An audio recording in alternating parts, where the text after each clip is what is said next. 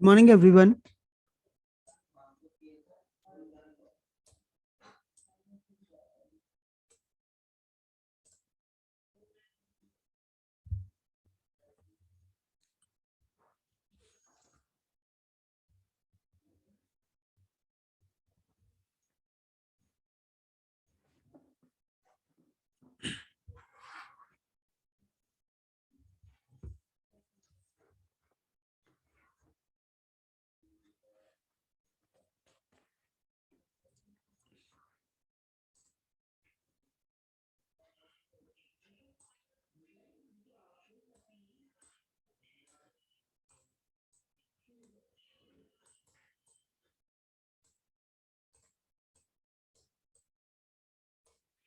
हाँ जी, यहाँ तक किसी को कुछ पूछना हो, कोई डाउट हो तो बताइए। You can unmute. Yes Aniruddh, unmute करो। सर एक क्वेश्चन है कि सर एफ अगर डिफरेंशिएबल है हम्म तो क्या इम्प्लाई करेगा कि उसका real and imaginary part differentiable होगा? हाँ बिल्कुल।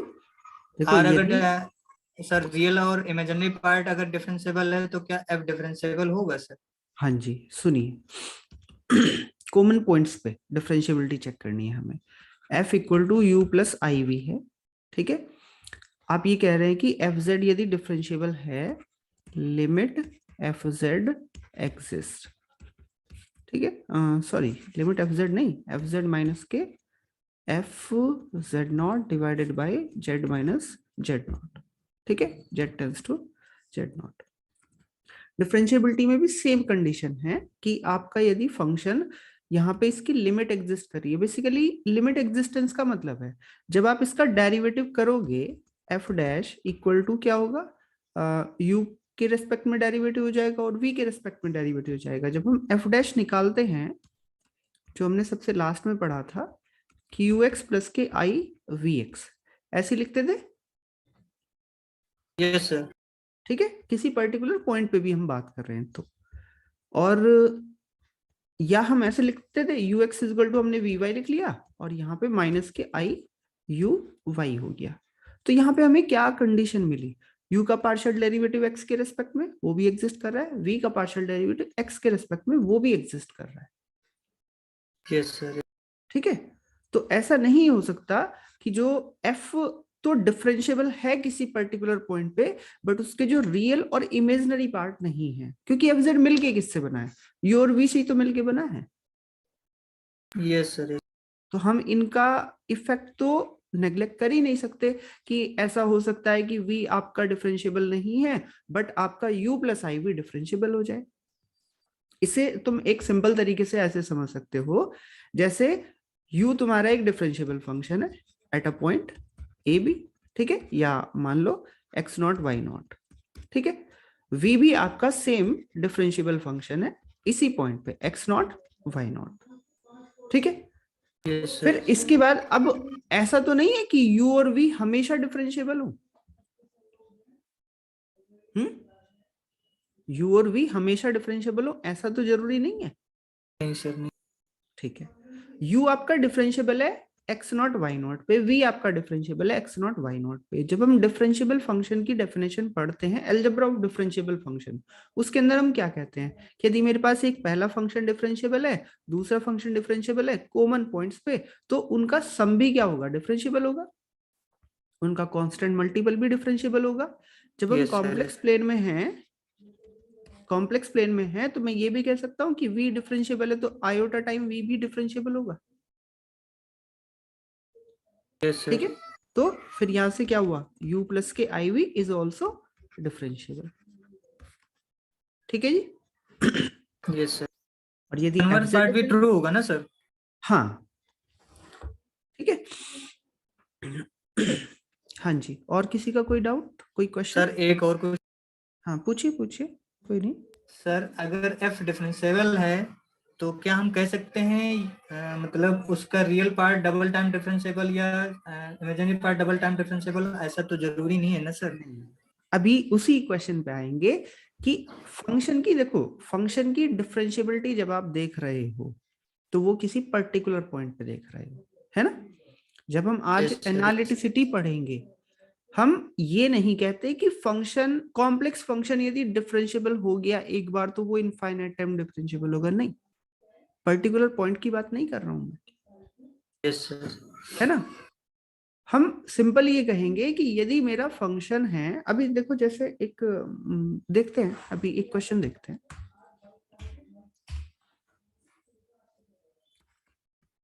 एफ जेड इक्वल टू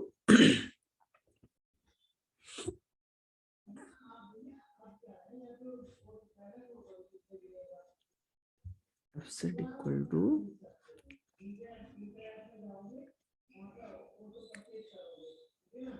जैसे हमने लिया था function mod Z square X square plus Y square, ये फंक्शन कहाँ पे डिफरेंशिएबल है, जेड इक्वल टू 0 पे। ठीक है, इसका यदि हम डेरिवेटिव करेंगे तो इसका डेरिवेटिव हो गया 2x प्लस के आई 0, एफ डैश जेड कितना हो गया 2x। देखो फंक्शन तुम्हारा डिफरेंशिएबल है। Yes sir.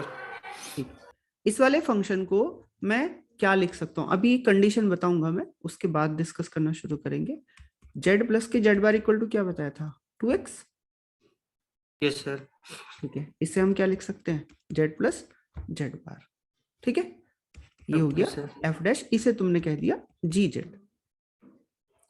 अभी जो आज का टॉपिक मेरा स्टार्ट होगा वो यहीं से होगा कि जो आपकी सी आर इक्वेशन वाली कंडीशन है कि सी आर इक्वेशन सेटिस्फाई करे, वैसे तो यहाँ से भी कर सकते हो, है ना, कोई समस्या नहीं है। यदि मैं यहाँ से सी आर सेटिस्फाई कर रहा हूँ, इसे मैं लिख लूँ जी जेड, तो ये कितना हो गया यू प्लस के आई वी, यू कितना हुआ 2x, वी कितना हुआ 2x। 0। ठीक है, यू का पार्शियल डेरिवेटिव x के रिस्पेक्ट में कितना मिल गया 2, 2।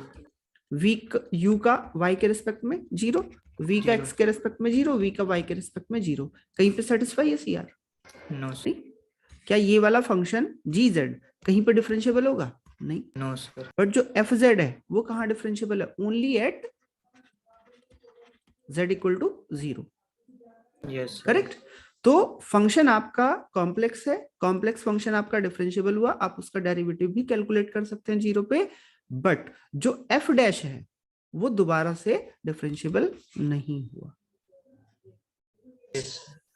ठीक है, ये बिल्कुल वैसे ही काम करता है जैसा हमारा रियल वैल्यूड फंक्शन काम करता है। हम यहाँ पे कॉम्प्लेक्स के अंदर हैं और कॉम्प्लेक्स के अंदर हम बात करेंगे डोमेन की। ठीक है, तो वहां पे जो डोमेन पे डिफरेंशिएबिलिटी आती है, लास्ट में मैंने आपको एक क्वेश्चन दिया था कि एनालिटिसिटी के बारे में थोड़ा सा पढ़ के आना, सभी लोगों से बोला था। और ये डिफरेंस देखना है कि एनालिटिसिटी और डिफरेंशिएबिलिटी दोनों कोइंसाइड कब कर जाती हैं, दोनों का मतलब सेम कब हो जाता है और कब नहीं होता। किया किसी ने, नहीं किया? यस मानस, अनम्यूट करो। हाँ सर, मैंने बोला, आपने बोला अभी यू, अगर U differentiable and V differentiable then F Z always differentiable होगा। एफ जेड उस पर्टिकुलर पॉइंट पे, ना मैंने सोचा अगर F Z equals to X minus I Y then एक मिनट एक्स, एक मिनट तो रुको, एक मिनट तो रुको। हाँ बोलो। एफ जेड इक्वल्स टू अगर X minus F I Z Y. Equal to हमने लिखा एक्स माइनस के आई वाई, ठीक है। हाँ तो इसका U x Y is equal to क्या हुआ हमारा, एक्स एक्स, एक्स, ठीक है। हाँ और V x Y is equal to क्या हुआ, माइनस वाई, वाई। माइनस के अच्छा, आयोटा वाई, हाँ है ना। एक मेरा ये वाला फंक्शन है, एक मेरा ये वाला फंक्शन सर है। भी माइनस वाई होगा। ठीक है, चलो v हाँ माइनस वाई ले लिया। अब इस फंक्शन को चेक करो कि क्या ये डिफरेंशिएबल है सभी जगह या नहीं है। ठीक है, यस सर। डिफरेंशियबिलिटी चेक करेंगे इसकी, तो u 0 0 पे चेक करनी है हमें स्पेशली, है ना, 0 0 पे चेक करनी है। तो u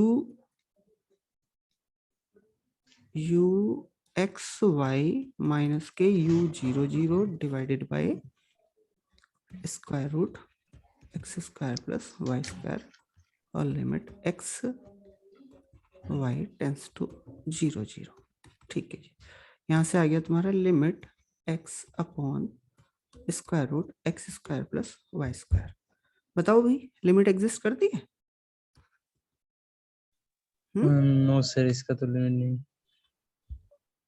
आर स्क्वायर में मैंने इसको रियल वेरिएबल में सोचा, उसीलिए गलत। नहीं नहीं, है तो रियल वैल्यूड ही, आर स्क्वायर से लेके आर R पे का, फंक्शन हाँ। डिफाइन है। बट हमें ऐसा लग रहा है ना कि यदि मुझे u X Y equal to X दिया जाए तो ये हमेशा मेरा डिफरेंशिएबल हो जाएगा। तो मैं डिफरेंशिएबिलिटी की डेफिनेशन क्या लगाऊंगा, यही लगाऊंगा ना।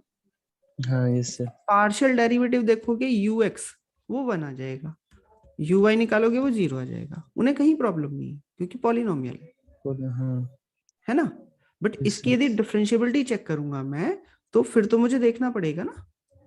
Sir yes. देख लो भाई, कहीं पे कुछ गड़बड़ तो नहीं है। ऐसे ही चेक करते हैं हम differentiability, u X Y minus के u 0 0 divided by X square root x square plus Y square.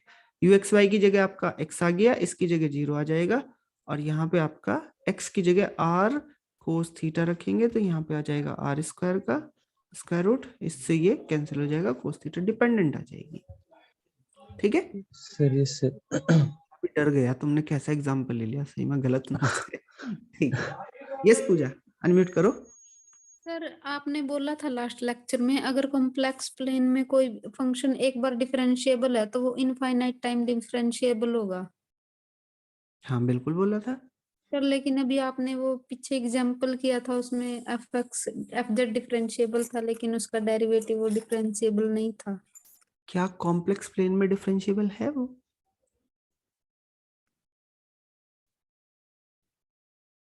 Points पकड़ो, मीनिंग पकड़ो, लाइंस का, वर्ड्स का। कॉम्प्लेक्स प्लेन का मतलब है एंटायर सी, ना कि कोई पर्टिकुलर पॉइंट। ठीक है, अभी इसी चीज पे सारी हमारा आज का डिस्कशन जो है वो इसी चीज पे है। ठीक है जी। सर इसका सर ये मतलब वाला एंटायर होना चाहिए इनफाइनाइट टाइम डिफरेंशिएबल होने। नहीं, मतलब मैंने ये कहा था कि यदि कॉम्प्लेक्स प्लेन में आपका फंक्शन एनालिटिक सॉरी डिफरेंशिएबल है तो इनफाइनाइट टाइम डिफरेंशिएबल होगा, है ना। एंटायर तो ठीक है, हम एंटायर बोल देते हैं, ठीक है। बट अभी आगे और भी चीज आएगी। यदि मैं ये भी कह दूं ना कि ये मेरी एक डिस्क है, ओपन डिस्क है, और इसके अंदर फंक्शन डिफरेंशिएबल है, तो भी मैं ये कह दूंगा कि वो इनफाइनाइट टाइम डिफरेंशिएबल है। ठीक है ठीक है सर। जी। सर यही वाला अच्छा। एग्जांपल सीआर इक्वेशन से भी किया जा सकता है ना, जैसे वो सेटिस्फाई करना। बाबू सुनो सुनो सुनो, वो बात वो नहीं है कि ये डिफरेंशिएबल है या नहीं है। उन्होंने तो ऐसा ही एग्जांपल लिया जो कहीं पे भी डिफरेंशिएबल नहीं है।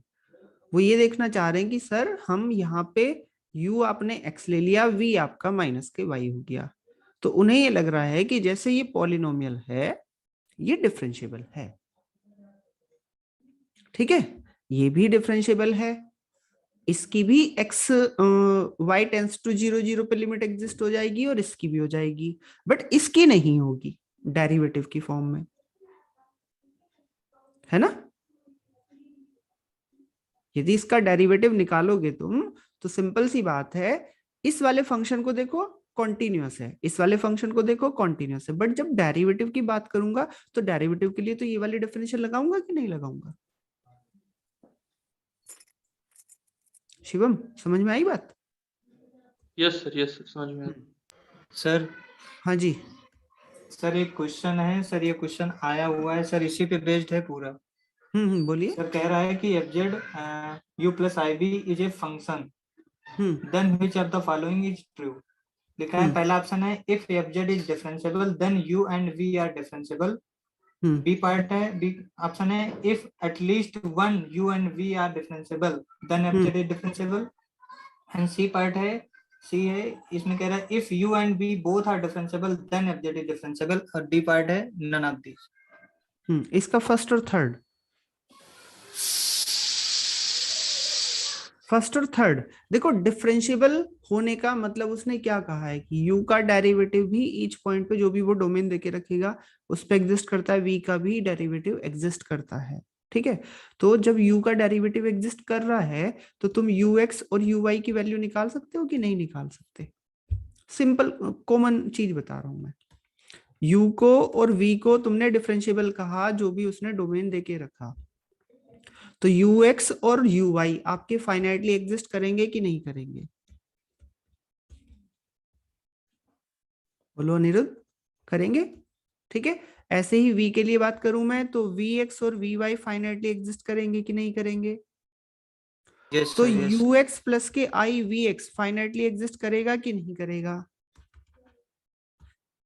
सर एक एग्जांपल ले लें, यही fz बराबर x प्लस आई वाई, तो सर इसका रियल पार्ट सर इसकी, मतलब तुम ये कह रहे हो एक मिनट रुको जरा, बात तो तुम्हारी ठीक है कि इसी वाले एग्जांपल में एफ जेड इक्वल टू तुमने लिया x प्लस के आयोटा y, ठीक है, तो u X Y is equal to क्या हुआ x और v X Y is equal to क्या हुआ y। ठीक, सही है। सर जब निकालेंगे ना तो सर ये u पार्ट डिफरेंशिएबल नहीं होगा सर। एक मिनट रुको जरा,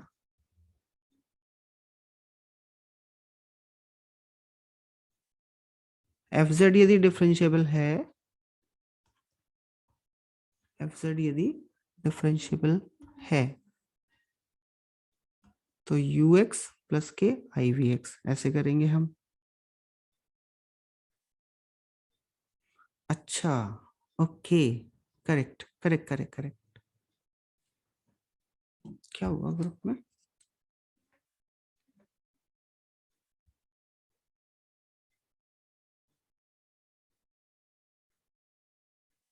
एक मिनट रुकिएगा जस्ट।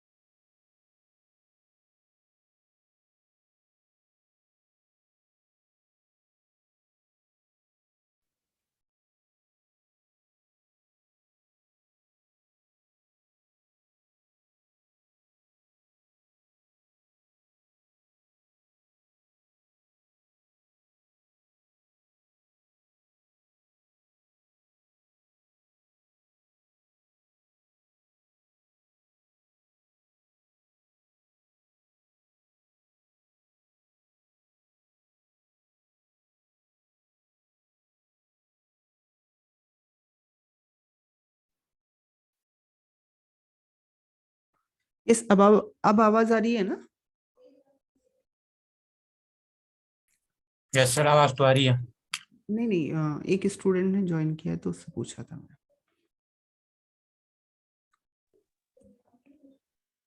ओके, हाँ तो हम बात कर रहे थे, यदि यदि मेरा, एक मिनट रुको, इसमें तो हमें, यदि F Z equal to U plus I V है, एफ जेड डिफरेंशिएबल है, एफ जेड इज डिफरेंशिएबल, तो क्या ये इंप्लाई करता है यू और वी डिफरेंशिएबल होंगे?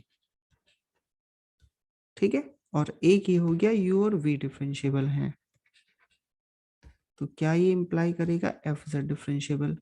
देखो ये वाला तो सेकंड, ये वाला स्टेटमेंट तो करेक्ट है, इसमें तो कोई यस डाउट सर, नहीं यस सर, है, ये है ना? करेक्ट है सर, ये हाँ, करेक्ट है। इसमें हमारी कंडीशन कहाँ फेल हो रही है ये देखते हैं हम। एफ जेड यदि डिफरेंशिएबल है तो हम डेफिनेशन यूज कर रहे हैं एफ जेड माइनस के F Z not divided by Z minus Z not. ठीक है, ओके। देखो, यदि तुम u की, हम जैसे इसे निकाल रहे हैं यहां से F dash Z equal to you X plus के आई वी एक्स लिखा है ना। ux की Yes, sir. डिफरेंशिएबिलिटी के लिए हम क्या डेफिनेशन यूज कर सकते हैं, ये वाली, कि u x के लिए हम ये करें। अच्छा, और यहाँ पे हम ये भी तो देख रहे हैं, केवल हम partial derivative with respect to x देख रहे हैं।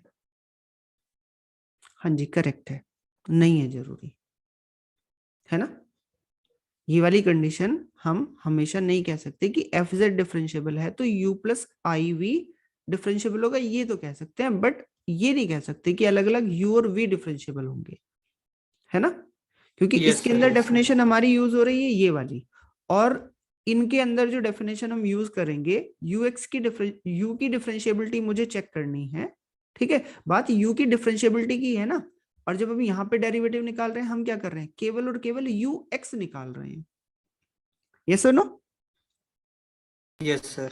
और जब ux निकालेंगे तो y को क्या करेंगे, 0 करेंगे, Yes. सिंपली।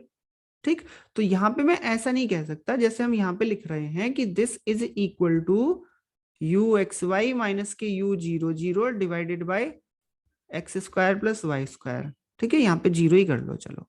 ठीक, तो यहाँ पे z हो गया प्लस के iota v x Y minus के v zero zero divided by square root x square plus Y square. क्या ये वाली टर्म इसके बराबर है? No, sir. समझ में आया ना Yes, sir, yes, difference? sir, समझ आ रहा है. यदि ये वाली टर्म इसके इक्वल हो जाए तो फिर कुछ कहना ही नहीं है, Yes, sir. है ना। बट यदि ये इसके इक्वल नहीं आ रही है तो फिर अलग है। और हम बात कर रहे हैं सीआर इक्वेशन से, तो सीआर इक्वेशन में जब हम u की डिफरेंशिएबिलिटी की बात कर रहे हैं तो u की डिफरेंशिएबिलिटी का v से कोई लेना देना नहीं है।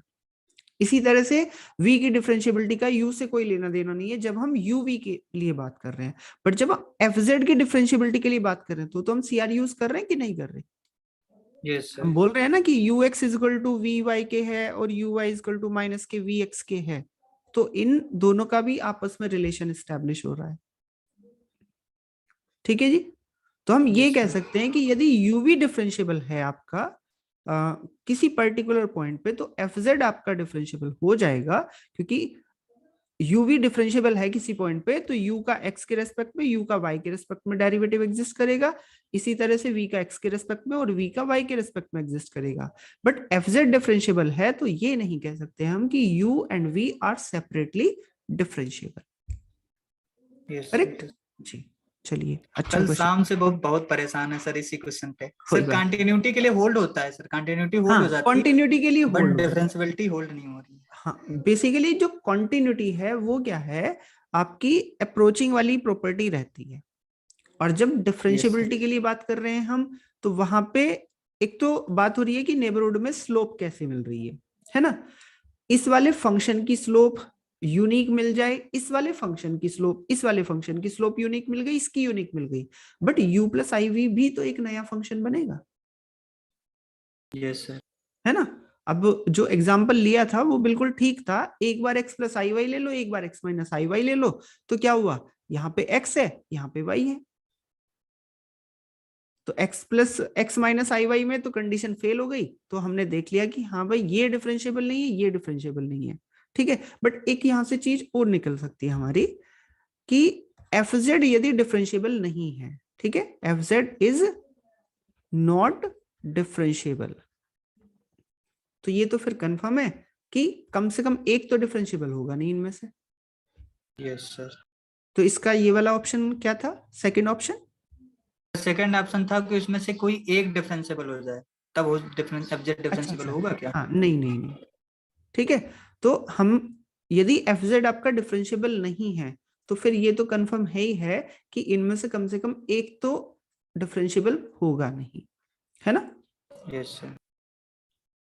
सेकंड ऑप्शन के लिए मैंने एग्जांपल लिया था एफ बराबर एक्स स्क्वायर प्लस आई वाई। अच्छा अच्छा, ठीक है जी। हाँ स्वर्णा अनम्यूट करो। हेलो सर, जी अगर एफ डिफरेंशिएबल है तो वो सीआर इक्वेशन सेटिस्फाई करता है। हाँ, एफ जेड डिफरेंशिएबल लें तो वो सी आर सेटिस्फाई करता है। हाँ, तो हम एफ डैश जेड को लिखते हैं ना यू एक्स प्लस आई भी एक्स, हाँ जी, और सी आर को यूज करेंगे तो भी x equal to minus u a के बराबर लिख सकते हैं। यू एक्स किसको, यू एक्स वी एक्स को माइनस के भी यू एक्स को आई। माइनस आई यू ए, हाँ ये जी तो हो ठीक है, सकता है। तो बिल्कुल। वहां से देख सकते हैं कि अगर एफ डैश जेड एग्जिस्ट कर रहा है तो ये दोनों भी तो एग्जिस्ट करना चाहिए। यू एक्स और यू वाई, यस सर।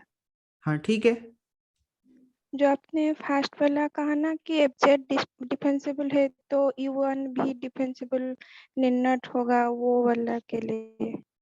अच्छा, आप ये कह रहे हो कि यदि मैं ये कह रहा हूं कि F Z equal to U plus I V differentiable है, ठीक है, तो u डिफरेंशिएबल v डिफरेंशिएबल। अब देखो u डिफरेंशिएबल कहने से या ux की वैल्यू फाइनाइटली एग्जिस्ट कर जाए और uy की वैल्यू फाइनाइटली एग्जिस्ट कर जाए, तो क्या पार्शियल डेरिवेटिव से आप इसकी कॉन्टिन्यूटी गारंटी कर सकते हैं, या इसकी डिफरेंशिएबिलिटी, कॉन्टिन्यूटी नहीं, इसकी डिफरेंशिएबिलिटी। यस और ना। सर वही पॉइंट है मेरा, मुश्किल ही कह रही हूँ। रुको, इससे हम वो वाला कर सकते एफ जेड तुम्हारा डिफरेंशिएबल है तो वो सी आर इक्वेशन सेटिस्फाई करेगा, ठीक है, सी आर इक्वेशन सेटिस्फाई करेगा। तो यू एक्स प्लस के आई वी एक्स को आप यू एक्स माइनस के वी एक्स की जगह आई यू वाई रख दिया, तो ये हो गया, ठीक है। एफ डैश जेड आपका एग्जिस्ट कर रहा है, इसकी वैल्यू भी एग्जिस्ट करेगी, इसकी वैल्यू भी एग्जिस्ट करेगी, ठीक है। अब यदि आपके पार्शियल डेरिवेटिव, एक मिनट रुकिएगा, हाँ बोलिए। सर पार्शियल डेरिवेटिव अगर कॉन्टिन्यूअस हो जाए तो अब डिफरेंशिएबल होता है हाँ ना? हाँ हाँ, पार्शियल डेरिवेटिव कॉन्टिन्यूस हो जाए। अभी यहाँ पे कॉन्टिन्यूटी की हमें रिक्वायरमेंट या हम कंक्लूड नहीं कर सकते ना। अच्छा, तो F Z equal to U plus I V दिया, डिफरेंशिएबल दिया, ठीक है, और यहां से ये एग्जिस्ट कर रहे हैं। तो केवल एग्जिस्ट करने से हाँ नहीं कह सकते। कल हमने एक क्वेश्चन देखा था ना सर ना, लास्ट लेक्चर में, कहाँ गया, ये रहा, ये इसका u है, हैं। Yes sir. u का 0 0 पे डेरिवेटिव u x, जब तुम इसका सपोज करो एफ जेड इक्वल टू तुम्हारा u प्लस के आई वी है और v की वैल्यू 0 है, ठीक है, तो तुम क्या लिखोगे, F dash Z equal to you X plus के आई वी एक्स, ठीक है, और यू एक्स और यहां पे आपका आ गया यू वाई, राइट। बात यह है कि यदि आपका u और ux और uy एग्जिस्ट कर रहा है तो क्या डिफरेंशिएबिलिटी कहोगे या नहीं कहोगे, यही है ना पॉइंट। Yes sir. यस, देखो f डैश फंक्शन डिफरेंशिएबल है तो एग्जिस्ट तो करेगा ही करेगा, बट एग्जिस्टेंस से क्या आप डिफरेंशिएबिलिटी बता सकते हो कि नहीं बता सकते। जैसे इस फंक्शन का पार्शियल डेरिवेटिव एट 0 0 एग्जिस्ट करता है, यस, ठीक है, यहां से भी इसका पार्शियल डेरिवेटिव एग्जिस्ट कर रहा है, बट क्या u डिफरेंशिएबल है, u की डिफरेंशिएबिलिटी चेक करनी है तो क्या करोगे, simple u X Y minus के u 0 0, ठीक है, divided by square root x square plus Y square, correct. यहाँ पे कितने हैं, 3 डिग्री का है, डिवाइडेड बाय यहाँ पे एक और आ गया X square plus Y square, ऊपर भी 3 डिग्री हो गई, नीचे भी 3 डिग्री हो गई, क्या लिमिट एग्जिस्ट करेगी, नहीं। No sir. समझ आई ना बात, कि ux और uy की एग्जिस्टेंस से आप u की डिफरेंशिएबिलिटी की बात नहीं कर सकते। यदि मुझे ये भी पता चल जाए कि पार्शियल डेरिवेटिव्स जो हैं वो मेरे कॉन्टिन्यूअस भी आ रहे हैं तो फिर मैं कर सकता हूं। चले अब आगे। ठीक है जी, अब सभी लोग म्यूट कर लीजिएगा। हाँ मोहित, तुम भी पूछो। गलती से हो गया सर। ओके ओके, ठीक है, ठीक है जी। फिर हो गया। तो लास्ट वाले लेक्चर में हमने पढ़ा था कि यदि कोई फंक्शन एफ जेड डिफरेंशिएबल है, then this imply F Z equal to U plus I V में u and v satisfy CR equation. और CR इक्वेशन क्या थी हमारी? ux is equal to vy and uy is equal to minus के vx। और ये किसी particular point के लिए बात करी थी उसने, z नॉट के लिए, x नॉट प्लस के i y नॉट। यदि पूरे के पूरे जो भी आपको इनपुट का सेट देके रखा है, डोमेन बोल दीजिए, तो आप कहेंगे कि पूरे के पूरे सेट पे यदि डिफरेंशिएबल है तो CR इक्वेशन कहां सेटिस्फाई होनी चाहिए? क्या फिर वो डिपेंडेंट होनी चाहिए ऑन पॉइंट्स? यदि आप कहो कि आपके गिवन सेट पे पूरा का पूरा फंक्शन डिफरेंशिएबल है, तो जो CR इक्वेशन मिलेंगी मुझे, इस चीज का आंसर करिएगा सभी लोग, क्या CR इक्वेशन फिर पॉइंट डिपेंडेंट होंगी या पॉइंट इंडिपेंडेंट होंगी?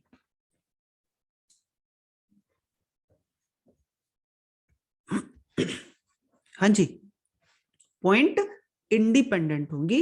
तब आपको ऐसा नहीं मिलेगा कि x की वैल्यू 0 होनी चाहिए, y की वैल्यू 0 होनी चाहिए, इस तरह से। ठीक है, जैसे एक सिंपल सा एग्जांपल दिखाता हूं मैं तुम्हें। आप लेके चले F Z equal to x square minus के वाई स्क्वायर प्लस के 2 आयोटा एक्स वाई। चेक करो क्या ये फंक्शन डिफरेंशिएबल है या नहीं है। ठीक है, मैं कह रहा हूं कि एफ जेड डिफरेंशिएबल है। चेक करना जरा CR equation. u is equal to x square minus के Y square, v is equal to 2xy। u का x के रेस्पेक्ट में 2x, u का y के रेस्पेक्ट में माइनस के 2y, v का x के रेस्पेक्ट में 2y और v का y के रेस्पेक्ट में 2x। तो ux is equal to vy के और vx is equal to minus के uy के है।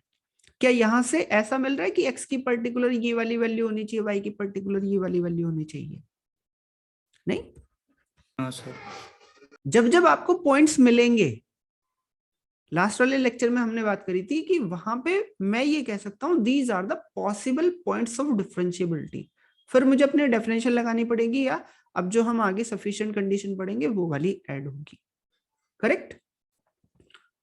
ठीक है, तो CR इक्वेशन का जो दूसरा फॉर्म है वो क्या कहता है?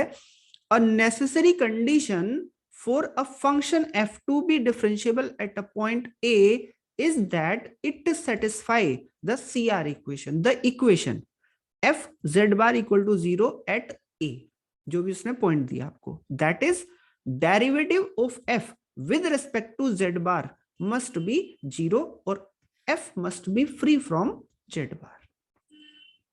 यदि फंक्शन डिफरेंशिएबल है तो वो z bar से फ्री होना चाहिए। और ये है पर्टिकुलर पॉइंट वाइज प्रॉपर्टी। जैसे हम CR इक्वेशन पढ़ी थी ना, CR इक्वेशन में हमारा ux और uy का यूज हो रहा था, यानी कि यदि आपको फंक्शन xy में दिया गया है तो आप u और v में बात करेंगे, और यदि फंक्शन आपको डायरेक्टली z बार में दिया गया है तो आप ये वाली डेफिनेशन यूज कर सकते हैं। ठीक है, जैसे हम इसके लिए देखें, एफ जेड इक्वल टू क्या दे रखा है? z बार। हमने पीछे भी चेक करा था, ये रहा F Z equal to z बार।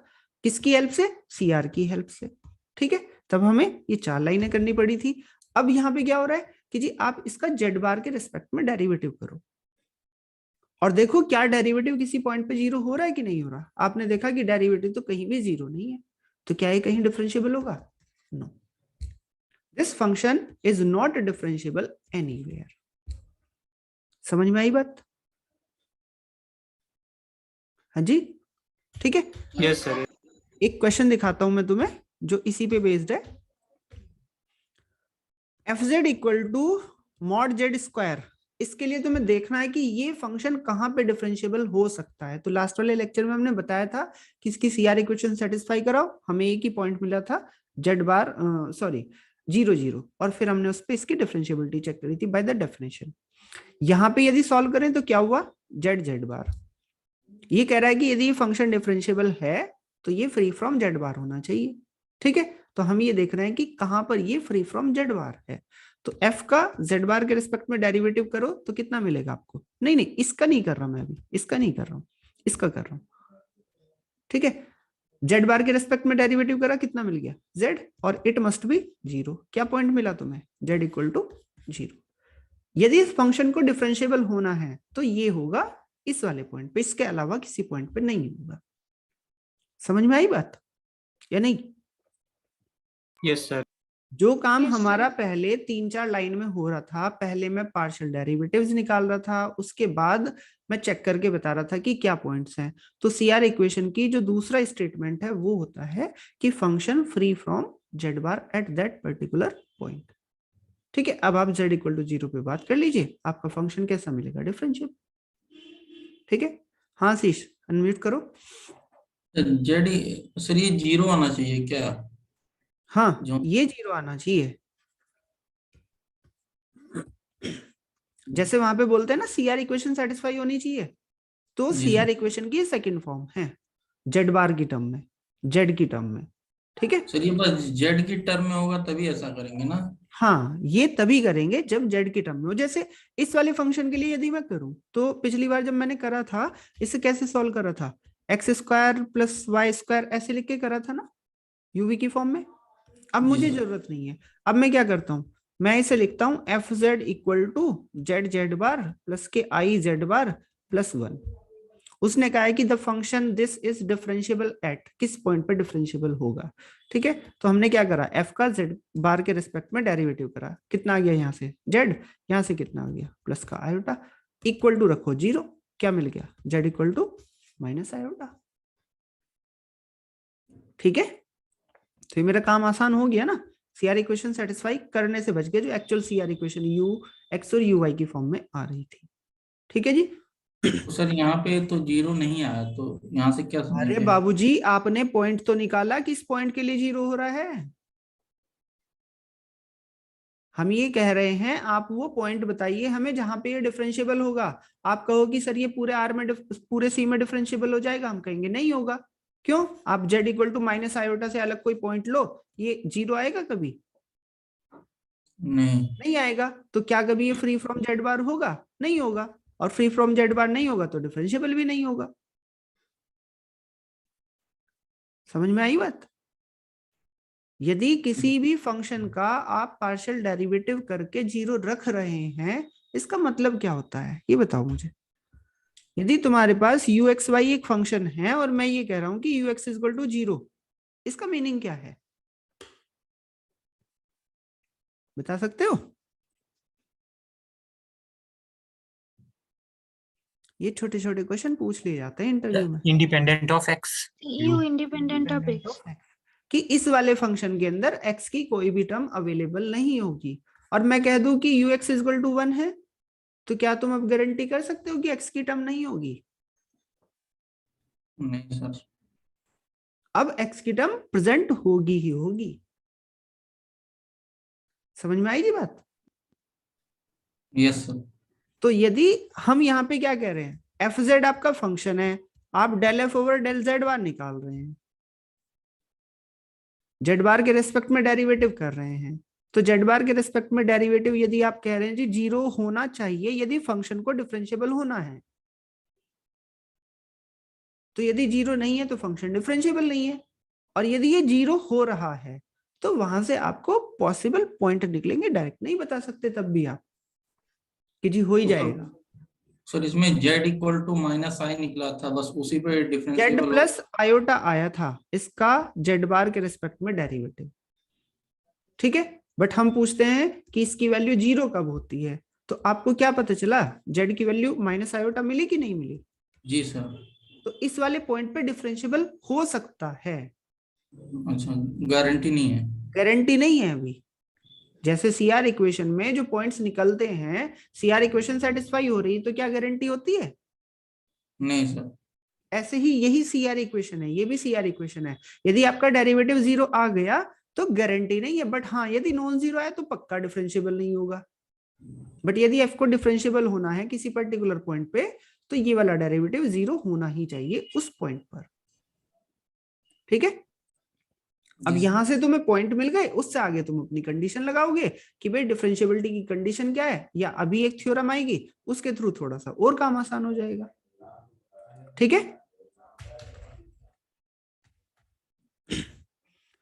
चलिए जी, एक चीज और हम पढ़ते हैं, कोई भी फंक्शन का डेरिवेटिव यदि जीरो है तो फंक्शन कैसा होता है? यदि किसी Constant फंक्शन का डेरिवेटिव Constant। जीरो है तो कांस्टेंट होता है। पक्की बात है? किसी को Yes, डाउट? sir. ठीक है जी, ये लो, मैंने तुम्हें ये दिया जो मैं इनपुट का सेट दे रहा हूँ। Domain connected. हाँ अभी रुक तो जाओ एक मिनट। मैंने तुम्हें ये सेट दिया, ये ए है और ये बी है, और एफ जेड मैंने डिफाइन कर दिया ए पे जब जेड आपका ए से है तो 1 और जब जेड आपका बी से है तो 2। डेरिवेटिव बताना कितना आएगा? ए पे डेरिवेटिव Zero। कितना है? 0। बी पे डेरिवेटिव कितना है? 0। फंक्शन का डेरिवेटिव कैसा? 0। बट क्या फंक्शन कांस्टेंट है? No no sir. तो ये तो हमारी गड़बड़ हो गई बात। हम जब भी लेके चलते हैं जी डेरिवेटिव 0 मतलब कांस्टेंट, तो यहां से एक चीज इंपॉर्टेंट आती है, कनेक्टेडनेस। जब हम आर के अंदर पढ़ते हैं तो आर के अंदर आप ये कहते हो कि यदि आपको एक इंटरवल दिया गया है और उस इंटरवल पे फंक्शन का डेरिवेटिव 0 है तो फंक्शन कांस्टेंट ही होगा। ऐसी बात है या नहीं? इंटरवल पे यदि ऐसा बना के दे दूं ना मैं यूनियन, अब ना कह सकते तुम, बहुत सिंपल सा है, पहले वाले पे 1 ले लो, दूसरे पे 2 ले लो, डेरिवेटिव 0, क्या फंक्शन कांस्टेंट? नहीं। बट यदि तुम इसका इंटरवल बना दो, क्या फंक्शन कांस्टेंट? यस। समझ में आई बात? ठीक है। Yes sir. ये जो यहाँ पे स्टेटमेंट, थ्योरम का स्टेटमेंट है वो यही है कि if F dash Z is equal to 0 in a domain D, और कॉम्प्लेक्स के अंदर डोमेन का मतलब क्या है? Open connected. Open plus connected. ठीक है, यदि आपका डोमेन है या जो डी सेट दिया है इनपुट का, that is open and connected and derivative 0, then you will say that fz is constant in the domain। अब इस चीज की मुझे आगे तक, लास्ट तक मुझे बहुत रिक्वायरमेंट पड़ने वाली है, क्योंकि जब भी मैं कोई भी स्पेशल टाइप का फंक्शन पढ़ूंगा और मुझसे आप पूछोगे कि क्या सर ये पॉलिनोमियल है, क्या ये कांस्टेंट है, तो मैं दो ही काम करूंगा। यदि मुझे पॉलिनोमियल भी दिखाना होगा तो मैं दिखाऊंगा कि इसका n+1th डेरिवेटिव 0 है ना। यदि मुझे आगे ये दिखाना होगा कि fz पॉलिनोमियल है तो तुम बताओगे कि पॉलिनोमियल सर इतने डिग्री का होगा, यस और नो। और आपको पता है कि पॉलिनोमियल का n डिग्री n टाइम आप डिफरेंशिएशन कर दो तो क्या बन जाता है? कांस्टेंट। और यदि n+1 टाइम कर दोगे तो क्या मिल जाएगा? 0। And on the whole domain. ठीक है, तो यदि मैं ऐसा दिखा पाऊंगा कि पूरे के पूरे डोमेन के ईच पॉइंट पे n+1th डेरिवेटिव 0 है, तो फिर मैं वहां से कहूंगा कि देखो जी fn जो होगा वो कांस्टेंट होगा, और fn कांस्टेंट होगा तो ये होगा आपका एक पॉलिनोमियल। कांस्टेंट पॉलिनोमियल मिलेगा ना। अब इसका तुम क्या करते चले जाओ, इंटीग्रेशन करते चले जाओ, क्या मिलेगा तुम्हें? पॉलिनोमियल मिलेगा कि नहीं? अभी आया नहीं हूं मैं वहां तक, बस आपको बता रहा हूं कि प्रीवियस नॉलेज को हम यहाँ पे कैसे यूज करेंगे। ये स्वाति अनम्यूट करो। सर ओपन एंड कनेक्टेड का मतलब यहाँ कैसे है, एक बार बताना सर। देखो, जब हमने स्टार्टिंग करी थी पॉइंट सेट टोपोलॉजी में, हमने डोमेन वर्ड बताया था। ठीक है, तो जब हम कॉम्प्लेक्स में डोमेन वर्ड स्पेशली यूज करते हैं, यहाँ पे डोमेन का मतलब इनपुट वाला सेट तो है ही है। जैसे मैं आपसे रियल में बात करूं तो आपसे मैं पूछूं या किसी भी फंक्शन के लिए बात करूं तो आप क्या कहोगे कि सर ए डोमेन है और बी आपका क्या है? कोडोमेन। ठीक है। कोडोम, मैं F लिखूं, F नेचुरल नंबर से R, आप कह दोगे कि सर N डोमेन है और R कोडोमेन है। तो यहाँ जब हम नॉर्मल फंक्शन की बात कर रहे हैं तो डोमेन क्या है, इनपुट का सेट है बस, ठीक है। बट जब कॉम्प्लेक्स, तुमने कहा कि sir F is a complex function and D is domain, C आपका कोडोमेन। यदि आपने D को मुझे डोमेन बोल के दिया है ना, तो इसका मतलब ओपन कनेक्टेड ही है। और यदि तुमने मुझे डिफाइन करके दिया कि sir D is equal to mod Z less than equal to 1, तो फिर ठीक है, मुझे कोई फर्क नहीं पड़ रहा है ना। आप इसमें ऐसा करके दे दो कि sir mod Z less than 1 union plus iota, अब मुझे कोई दिक्कत नहीं है। यदि आप मुझे डिफाइन करके दे रहे हो तो कोई प्रॉब्लम नहीं है। बट यदि आपने सिंपल ये कहा है कि F is a complex function defined from a domain D to C, तो फिर मैं ओपन कनेक्टेड ही कहूंगा इसे, जब तक आप मुझे अलग से लिख के नहीं देंगे। ठीक है, ठीक है जी। Okay sir. तो ओपन कनेक्टेडनेस पूरे के पूरे कॉम्प्लेक्स में लास्ट तक मोस्ट इंपॉर्टेंट है, क्योंकि सारी की सारी प्रॉपर्टी ही डिपेंडेंट इस पे है कि आपका सेट ओपन कनेक्टेड है या नहीं है। ठीक है जी। तो यदि डेरिवेटिव 0 हुआ इन अ डोमेन तो फंक्शन आपका कांस्टेंट होगा ही होगा। डोमेन मतलब ओपन भी होना चाहिए, कनेक्टेड भी होना चाहिए। यदि fz की बात करूं मैं, उसने mod z less than 1 unit disc के अंदर क्या करा 2 और 3 वाली डिस्क के बाहर उसने फंक्शन कर दिया 4, डेरिवेटिव करा 0, बट फंक्शन आपका कांस्टेंट नहीं है। ये जो सेट उसने बना के दिया, क्या ये ओपन है? यस, ओपन तो है ना। ओपन का यूनियन कैसा होगा? ओपन। बट क्या ये कनेक्टेड है? नहीं। तो क्या ये डोमेन है? नहीं। समझ में आई बात? This set is not open connected, that's why your function derivative is 0, but function is not constant. समझ में आई बात सभी के? Yes sir. ठीक है, चलिए अब आते हैं इससे नेक्स्ट। अभी तक हम पॉइंट वाइज प्रॉपर्टी पे चल रहे थे, ठीक है। डिफरेंशिएबिलिटी की हमने बात कर ली थी, सीआर इक्वेशंस की हमने बात कर ली थी, बट जब हमें डिफरेंशिएबिलिटी चाहिए फंक्शन की, है ना, और डिफरेंशिएबिलिटी गारंटी कब होगी? डिफरेंशिएबिलिटी की गारंटी होगी स्मूथनेस से, या नहीं? जी सर। यस और नो? डिफरेंशिएबिलिटी का मतलब क्या है? जब हम पढ़ रहे थे कि भाई एक स्फीयर ले लो, बॉल ले लो आप, ठीक है, और उसका कोई भी एक पॉइंट ले लो। अब उसके पॉइंट पे यदि तुमने सपोज करो पेन ऐसे रख दिया या स्केल रख दिया, तो करेगा तो एक पॉइंट पे टच, और आप उसे रोटेट करा दो तो कितनी लाइंस आएंगी? इनफाइनाइट लाइंस आएंगी। हाँ, कनेक्टेड है, ठीक है फातिमा, बट वो ओपन नहीं है। इक्वल की वजह से वो ओपन नहीं है, ठीक है जी। तो इनफाइनाइट लाइंस आएंगी, बट सबका इंक्लिनेशन कितना होगा? सबका इंक्लिनेशन, जो एंगल बनेगा वो तो सेम बनेगा। जो आपका नीचे वाला प्लेन है उससे वो एंगल सेम बना रहेगा, ठीक है। तो स्मूथनेस की गारंटी हमें कैसे मिलेगी, इसकी बात करते हैं। As we see in the previous discussion, we cannot predict the differentiability from CR equation. कि CR equation just satisfy हो गई तो हमने कह दिया जी वो differentiable है? नहीं कह सकते। The smoothness requirement along the coordinate axis could not sufficiently control the behavior of a function along different paths. इस वाली लाइन का कोई मतलब बताएगा?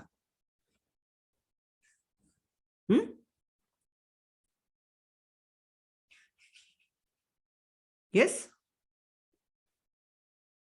उसने ये कहा कि जैसे ux तुम्हारा एग्जिस्ट कर जाता है, vx एग्जिस्ट कर जाता है, uy एग्जिस्ट कर गया, vy एग्जिस्ट कर गया, ये जब आप एग्जिस्ट करा रहे हो तो आप क्या कर रहे हो? अलोंग द एक्सिस चल रहे हो कि नहीं चल रहे हो? आपने एक बार x को कांस्टेंट लेके चले, एक बार y को कांस्टेंट लेके चले। जब x को कांस्टेंट लेके चलोगे तो क्या हो गया? y इक्वल टू 0 हो गया कि नहीं? x एक्सिस लेके चले, जब y एक्सिस लेके चले तो क्या हुआ? x इक्वल टू 0 हो गया। Am I right? ठीक है।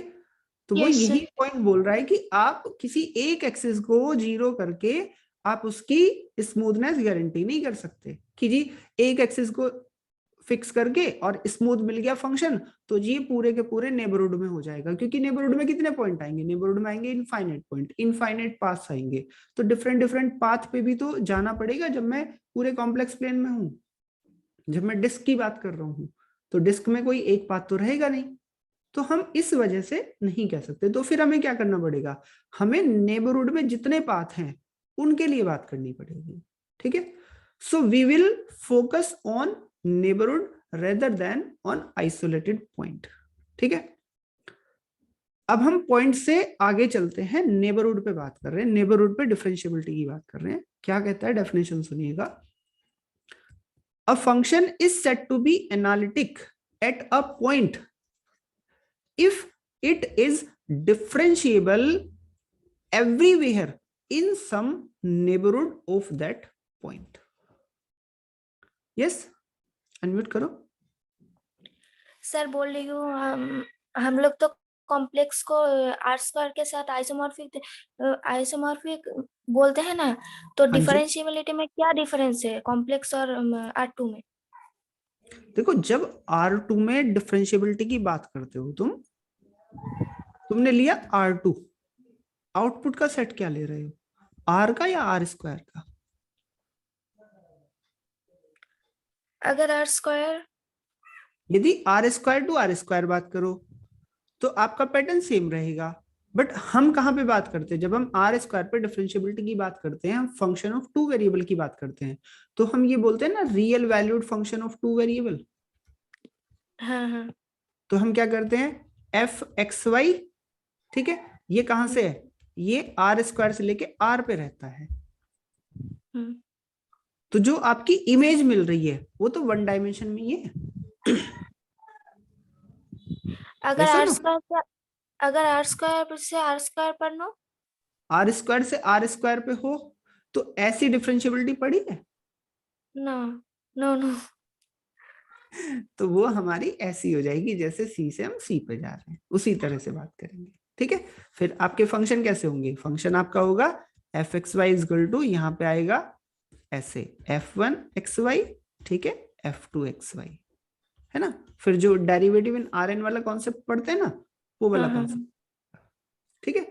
अच्छा जी, तो वहां पे फिर वो मतलब n पे डिपेंड कर जाता है, Rn टू Rm करते हैं तो फिर वहां पे हम मैट्रिक्स वाला कॉन्सेप्ट यूज करते हैं, ठीक है, वो हमारा इससे अलग है, ठीक है जी।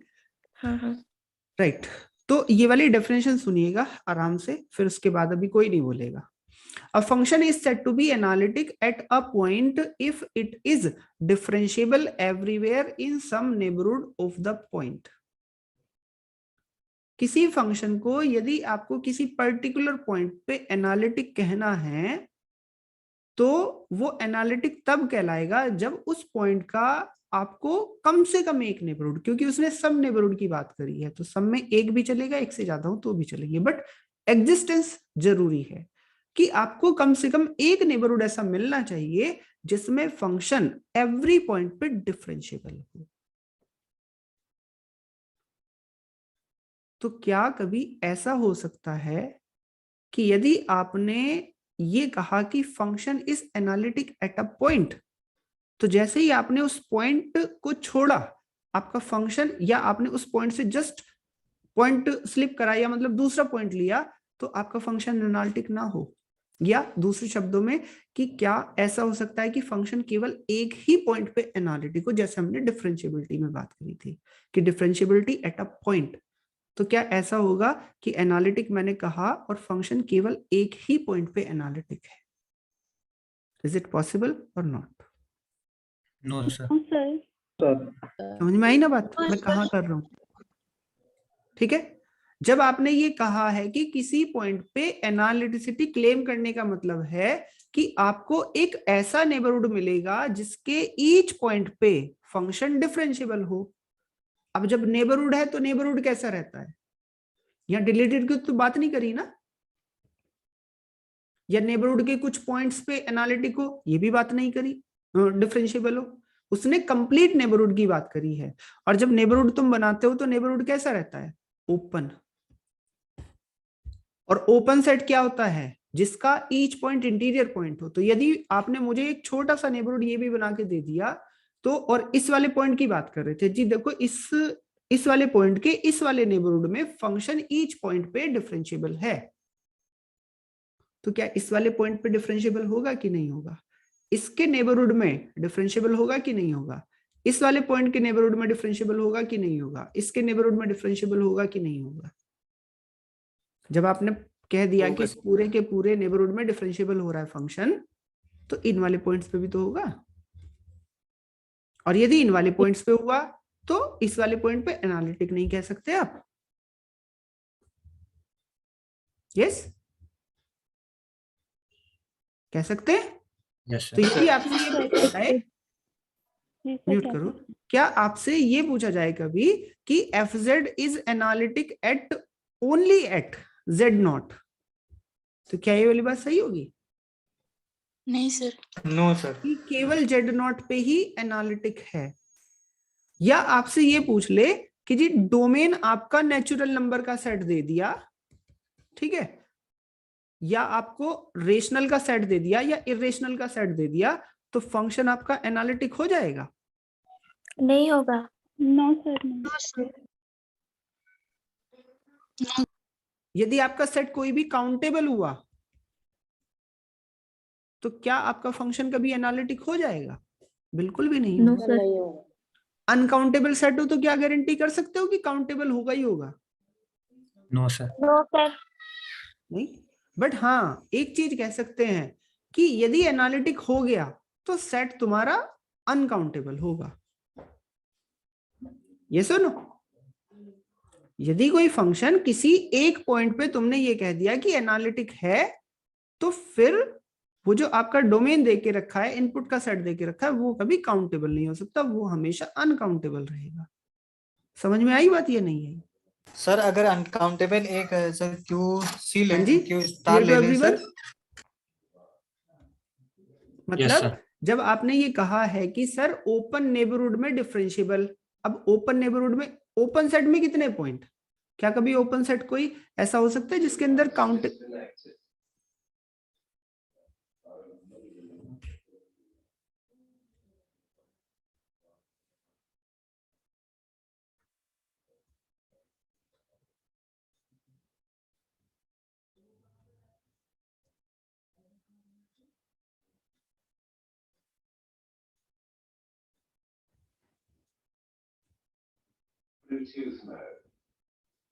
हाँ जी, ठीक है। तो यदि हम एनालिटिसिटी की बात कर रहे हैं तो एनालिटिसिटी की बात होती है किसी पर्टिकुलर पॉइंट पे नहीं होती, वो होती है उसके नेबरहुड में। और जब आप ये कहते हैं if function is analytic at every point of a domain then it is analytic in D. यदि पूरे के पूरे डोमेन के ईच मेंबर पे एनालिटिक हो जाए तो फिर आप कह देंगे कि फंक्शन आपका एनालिटिक हो गया। अब यहां से कंक्लूजन बताइए मुझे, जो मैंने लास्ट में आपको क्वेश्चन दिया था।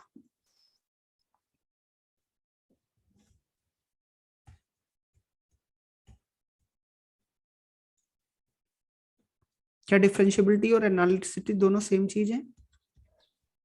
No sir. No sir. No sir. No sir. क्या डिफरेंस है दोनों में? No sir. सर डिफरेंशिएबिलिटी कौन पॉइंट बताएगा? डोमेन बेस्ड टॉपिक पर होती है जाते हैं और एनालिटिक और ये डोमेन इन दोनों में क्या डिफरेंस है? एनालिटिसिटी एक मिनट नेबरहुड रुको, प्रॉपर्टी। एक मिनट रुको जरा, वॉइस क्यों नहीं आ रही?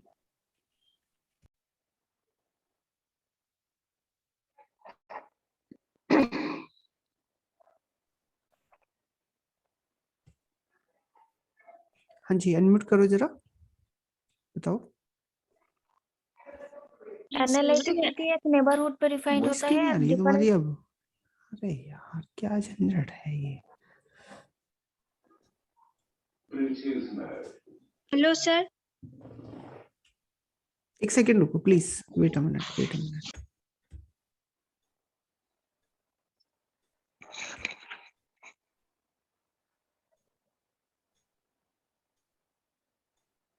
स्वाति प्लीज वेट करो।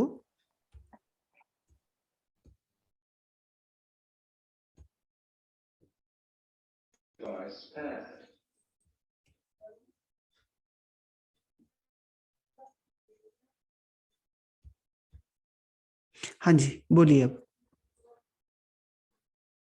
करिए unmute. Analyticity domain wise property है और डिफरेंशिएबिलिटी पॉइंट वाइज। अच्छा जी, एनालिटिसिटी डोमेन वाइज प्रॉपर्टी है, डोमेन की प्रॉपर्टी है, और ये आपकी पॉइंट प्रॉपर्टी है। ठीक है जी, ओके। तो मैं ये कह सकता हूं कि यदि मुझे कहीं पे 2-4 पॉइंट या 10-20 पॉइंट या 1000 पॉइंट डिफरेंशिएबिलिटी के मिले तो फिर वो फंक्शन एनालिटिक कहलाएगा कभी या नहीं कहलाएगा? नो सर, नेबरहुड पे चेक करना पड़ेगा सभी पॉइंट्स के। नहीं, मैंने ये कहा, क्वेश्चन ध्यान से सुनो, कि मैंने कहा कि फंक्शन नेचुरल नंबर वाले सेट पे डिफरेंशिएबल है, सारे नेचुरल नंबर्स पे, तो इनफाइनाइट हो गए। ठीक है, तो क्या मैं ये कह सकता हूं कि फंक्शन एनालिटिक हो सकता है? अनकाउंटेबल पॉइंट्स ऑफ डिफरेंशिएबिलिटी होने चाहिए अनकाउंटेबल पे होनी चाहिए तो कह दो।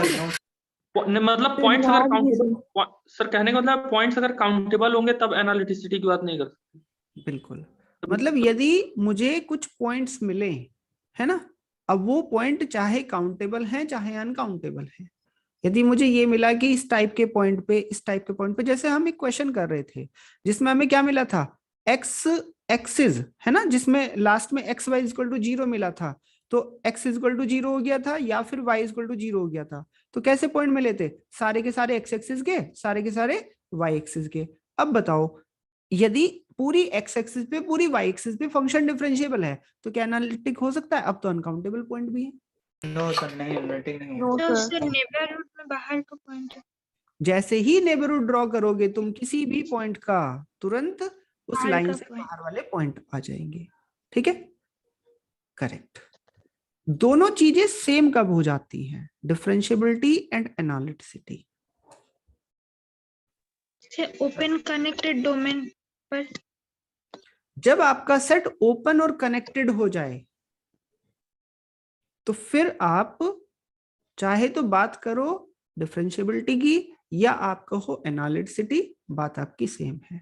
मतलब डोमेन पे आपने कहा कि मेरे पास एक डोमेन है, डोमेन है तो कैसा? ओपन प्लस कनेक्टेड, और मैंने कहा कि इस पे फंक्शन मेरा डिफरेंशिएबल है, तो बताना क्या होगा? ईच पॉइंट पे डिफरेंशिएबल हो गया कि नहीं हो गया? Yes sir. Yes sir. Yes sir. और ईच पॉइंट का कम से कम एक नेबरहुड इसी के अंदर मिलेगा कि नहीं मिलेगा? जी सर। जिसपे फंक्शन मिलेगा। कंप्लीटली उस नेबरहुड के ईच मेंबर पे फंक्शन डिफरेंशिएबल हो। तो आप ये कहोगे कि डोमेन के अंदर से आप कोई भी पॉइंट उठाओ Z0, इसका जो मर्जी तुम नेबरहुड बनाओ, बट रहना चाहिए डोमेन के अंदर ही। बना सकते हो हमेशा क्योंकि ओपन है, और इसके ईच पॉइंट पे तुमने पहले से डिफरेंशिएबल क्लेम कर रखा है। तो जो पॉइंट लिया था तुमने Z0, उसके नेबरहुड में फंक्शन कैसा हुआ? Differentiable at every member, eight every point. तो क्या कहोगे? एनालिटिक कहोगे कि नहीं कहोगे? Yes yes sir. तो जी सर। एनालिटिसिटी और डिफरेंशिएबिलिटी नॉर्मल वे में तो दोनों अलग अलग चीजें हैं, और जो एनालिटिसिटी है वो तो बहुत आगे की बात है ना, उससे तो आपको बहुत सारी इंपॉर्टेंट प्रॉपर्टीज पता चलती हैं। फंक्शन डिफरेंशिएबल कह दिया तो जरूरी नहीं है कि उसका दूसरी बार डिफरेंशिएशन एग्जिस्ट कर ही जाए, बट यदि फंक्शन एनालिटिक कह दिया तो तुम जितनी जिंदगी है बैठ के करते रहो, तुम उसका डिफरेंशिएशन, वो कभी खत्म नहीं होने वाला, और फंक्शन हमेशा डिफरेंशिएबल मिलता ही रहेगा अगेन एंड अगेन, मतलब इनफाइनाइट टाइम डिफरेंशिएबल होगा। समझ में आई बात? इसकी भी आगे बात करेंगे। तो एनालिटिसिटी चेक करने के लिए हमें ये देखना होता है कि सबसे पहले डोमेन होना चाहिए। ठीक है, अब एक चीज और बताओ, किसी क्लोज सेट पे एनालिटिसिटी कैसे चेक करके बताओगे? कर सकते हो या नहीं कर सकते?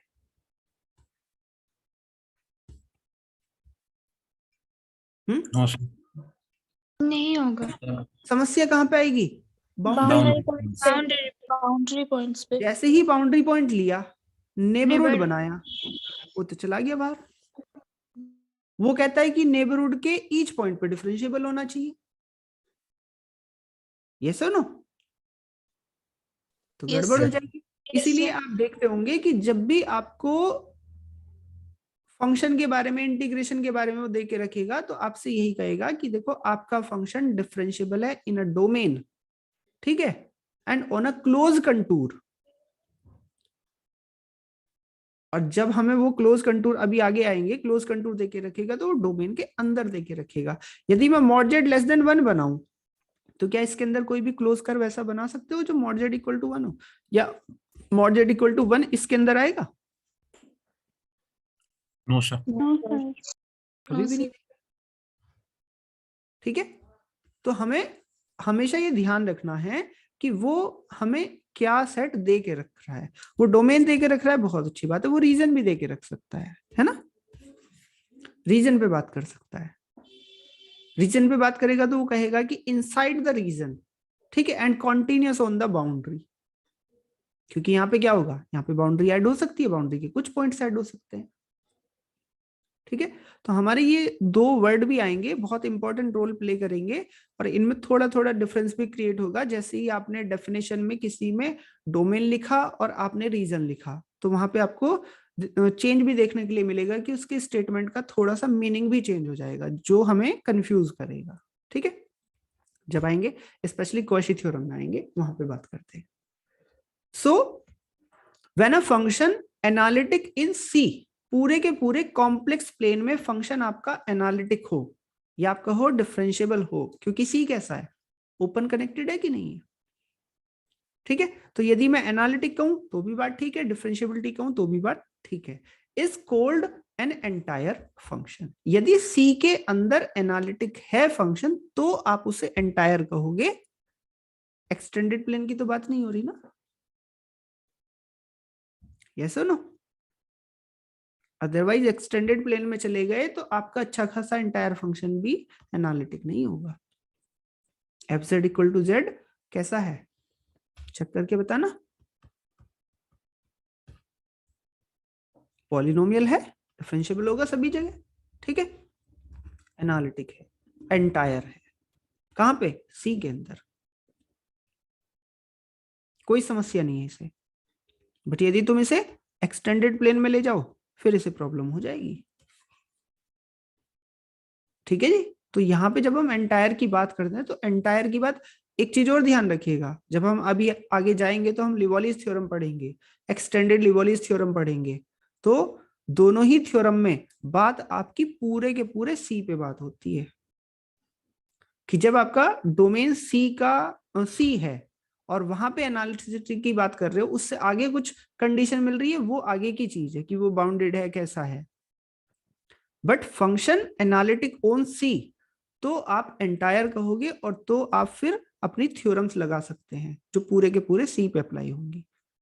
यदि सी के अंदर से मैंने एक भी पॉइंट हटा दिया, अब नहीं करूंगा मैं। समझ में आई बात या नहीं आई? जैसे F Z equal to 1/z कर दूं, कहीं पे प्रॉब्लम है इसे?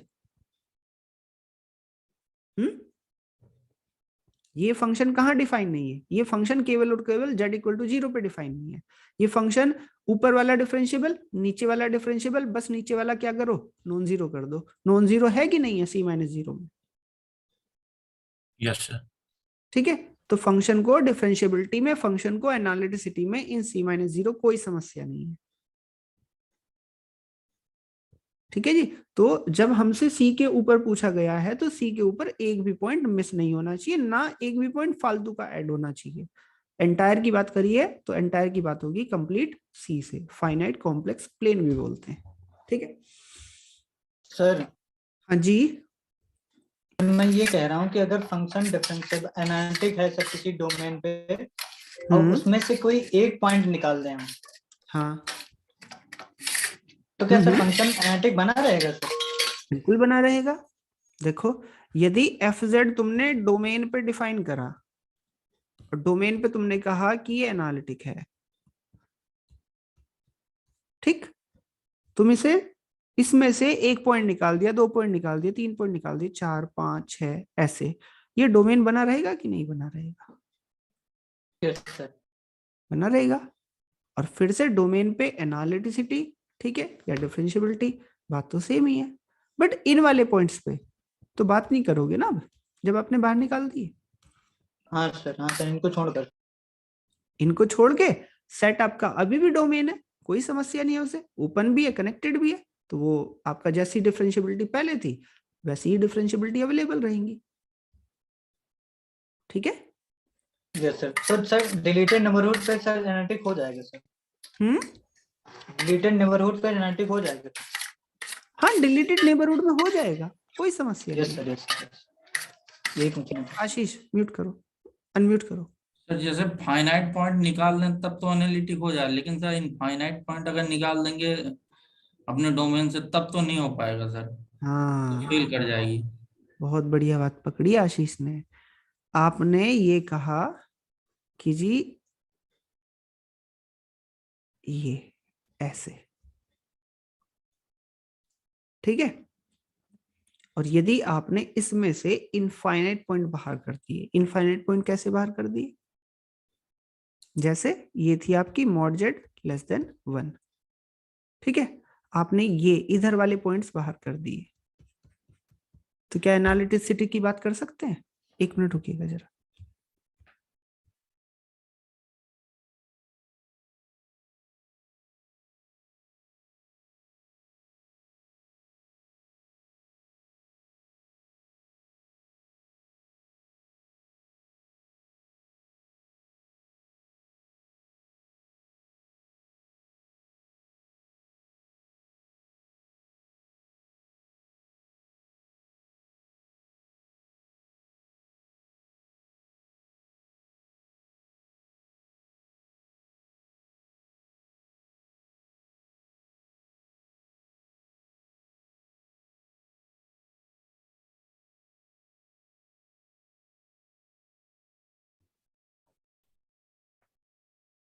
हाँ जी, ठीक है। तो यहाँ पे यदि इनफाइनाइट पॉइंट्स में रिमूव करूं तो इनफाइनाइट में समस्या हो जाएगी। इनफाइनाइट में आपके काउंटेबल भी हो सकते हैं, अनकाउंटेबल भी हो सकते हैं, है ना। काउंटेबल हुए तो कोई समस्या नहीं है, बट अनकाउंटेबल हुए तो फिर समस्या हो सकती है। जैसे मैं इस वाली लाइन को तो छोड़ दूं और इससे इधर वाले पॉइंट्स बाहर कर दूं, तो क्या अब मैं इन वाले पॉइंट्स पे एनालिसिटी की बात कर सकता हूं? है ना। सर वैसे यहाँ पे 1 मिनट और रुको जरा, यदि उसमें से मैं थोड़े से पॉइंट बाहर कर दूं, थोड़े से पॉइंट बाहर कर दूं तो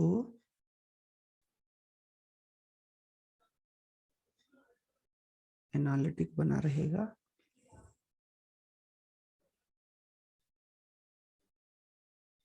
हाँ, बात ठीक है। एक और एग्जांपल ले सकते हो, मैं पंक्चर कर दूं बीच में, मैं यहाँ पे पंक्चर कर दूं बीच में, ठीक है, और पंक्चर में मैं बाउंड्री पे रखूं, तो बाउंड्री पे यदि लिया मैंने, बाउंड्री इंक्लूड करके रखी, तो ये मेरा क्या हो जाएगा, बाहर हो जाएगा, ठीक है। ठीक है जी, ओके, है ना। अब आते हैं इससे नेक्स्ट, लेकिन हम फिर डिफरेंशिएबिलिटी पे बात नहीं कर सकते। डिफरेंशिएबिलिटी पे तो कर सकते हैं, है ना, क्योंकि डिफरेंशिएबिलिटी में नेबरहुड की रिक्वायरमेंट नहीं है किसी पर्टिकुलर पॉइंट पे, राइट।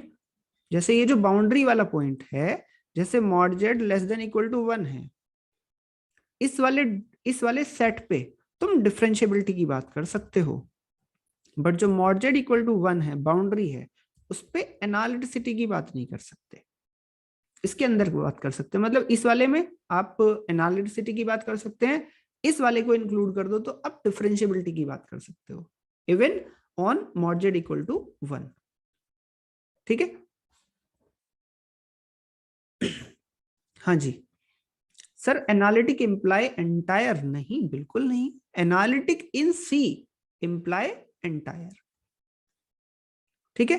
एंटायर का मतलब entire is analytic, but analytic need not to be entire, ठीक है। यस आशीष, अनम्यूट करो। जैसे पूरा हम डोमेन ले लेते हैं कॉम्प्लेक्स प्लेन का, ठीक है, और फिर उसमें से रेशनल नंबर का सेट बाहर कर दिया मैंने, ठीक है। तो वो एनालिटिक नहीं हो पाएगा किसी भी पॉइंट पे। हाँ, डोमेन बनाएंगे तो आ जाएगा। हाँ देखो, सी के अंदर से तुमने वही वाला सेट बाहर कर दिया क्यू क्यू टाइप का, है ना। यदि इसके अंदर बात कर रहे हैं, सी के अंदर से आपने ये बाहर कर दिया, कनेक्टेड तो मिल जाएगा, कनेक्टेड में कोई बात नहीं है। क्या ओपन होगा? नहीं होगा। ठीक है, आप कोई भी पॉइंट लोगे उसके लिए नेबरहुड मिलेगा? नहीं मिलेगा, है ना। तो यदि एनालिटिसिटी की बात हो रही है तो सेट आपका कैसा होना चाहिए? सबसे पहले ओपन तो होना चाहिए ना, फिर कनेक्टेड होना चाहिए। ये कनेक्टेड हो रहा है बट ओपन नहीं हो रहा। ओपन नहीं हो रहा था, एनालिटिसिटी की भी बात नहीं होगी। ठीक है, यस शिवम।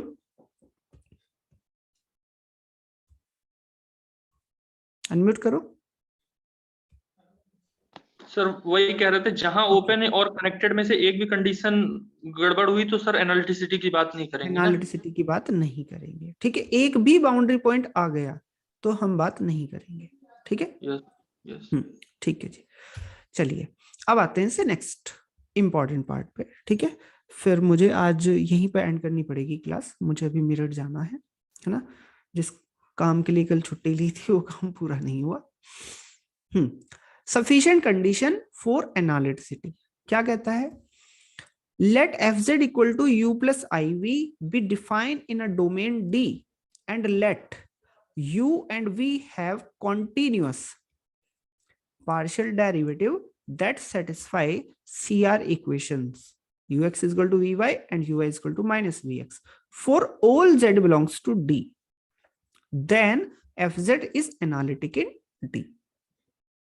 यदि आपकी CR equations without any restriction उन पॉइंट्स सेटिस्फाई हो रही हैं और जो पार्शियल डेरिवेटिव्स हैं ux, vy, uy, vx ये आपके साथ में कॉन्टिन्यूस भी हैं, तो आप कह देंगे कि फंक्शन आपका एनालिटिक है। यदि पॉइंट्स पे कोई भी रेस्ट्रिक्शन नहीं मिली, यदि आपकी CR इक्वेशन सेटिस्फाई हुई, पार्शियल डेरिवेटिव कॉन्टिन्यूस हुए, बट ये जो CR का सेटिस्फेक्शन है ये कुछ पॉइंट्स पे मिला, तो वहां पे हम क्या कहेंगे? Function differentiable. समझ में आई बात?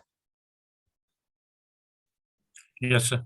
ठीक है, तो अब हमारा काम टोटल और टोटल आ गया CR इक्वेशन पे, क्योंकि CR इक्वेशन निकालोगे तो पार्शियल डेरिवेटिव भी निकालोगे, तुम्हें ये भी पता चल जाएगा कि वो कॉन्टिन्यूस बन रहे हैं कि नहीं बन रहे हैं। ठीक है, और पार्शियल डेरिवेटिव कॉन्टिन्यूस मिल गए, CR इक्वेशन कुछ पॉइंट्स पे सेटिस्फाई हुई, तो आप कहोगे डिफरेंशिएबल। एनालिटिक तो तब बिल्कुल भी नहीं होगा। और यदि पॉइंट पे डिपेंडेंट नहीं हुई तो आप कह दोगे कि फंक्शन आपका एनालिटिक है। जैसे हम इसकी बात कर रहे थे तो fz equal to mod Z square लिखा, z जेड बार, डेरिवेटिव हमने निकाला z बार के रेस्पेक्ट में कि वो z बार से फ्री होना चाहिए। आपने कहा z इक्वल टू 0 ले लो तो वो z बार से फ्री हो जाएगा। ठीक बात है, तो इस वाले पॉइंट पे डिफरेंशिएबल हो सकता है। इस वाले पॉइंट पे डिफरेंशिएबल होने का ये भी मतलब है कि जो आपको एफ जेड बार मिला वो क्या मिला? z। दिस इज कॉन्टिन्यूस और नॉट? यस। आप यदि CR इक्वेशन से निकालना चाहते हैं तो आप वहां से बात करेंगे। मतलब जो CR इक्वेशन की कंडीशन है वही तुम्हारी del F over del z bar है। दूसरे शब्दों में यदि ये तुम्हें कॉन्टिन्यूस मिल रहा है कोई समस्या नहीं। समझ में आई बात या नहीं? बट सेटिस्फाई कहां पे कर रहा है? सेटिस्फाई केवल और केवल एक पॉइंट पे कर रहा है। जैसे इसकी मैं CR इक्वेशन से बात करूं तो ये कितना बनता है? X square plus K Y square. ux equal to कितना हुआ? 2x। uy इक्वल टू कितना हुआ? 2y। vx equal to 0, vy equal to 0। इन्हें कहीं पे कॉन्टिन्यूटी में कोई प्रॉब्लम है पूरे कॉम्प्लेक्स प्लेन में? No sir. No sir. But CR satisfy कहां पर होगी? केवल 0 पे। इस वाले फंक्शन को कॉन्टिन्यूटी में कहीं प्रॉब्लम आ रही है? नहीं। CR कहां सेटिस्फाई हो रही है? मतलब फ्री फ्रॉम z बार कहां हो रहा है? Only at z equal to 0। ठीक है, तो यदि आपका फंक्शन z बार की फॉर्म में लिखा है, z बार वाली टर्म में लिखा है, तो आप इसकी हेल्प से सॉल्व कर सकते हैं। और यदि uv की फॉर्म में लिखा है तो CR इक्वेशन की हेल्प से। समझ में आएगी बात सभी को? Yes sir. ठीक है। Yes sir.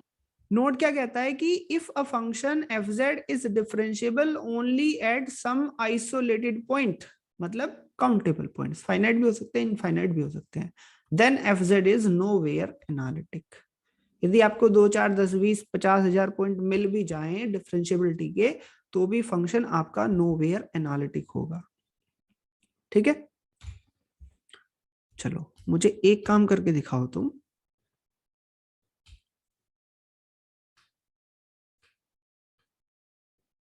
इस वाले फंक्शन के लिए बात करते हैं। यस आशीष, अनम्यूट करो। फटाफट से मुझे चेक करके बताओ इस फंक्शन को सीआर इक्वेशन कहां कहां पर सेटिस्फाई होती है, जल्दी से। हमने करा था u equal to X cube plus K 3x Y square और v इक्वल टू हो गया था y cube plus K 3x square y।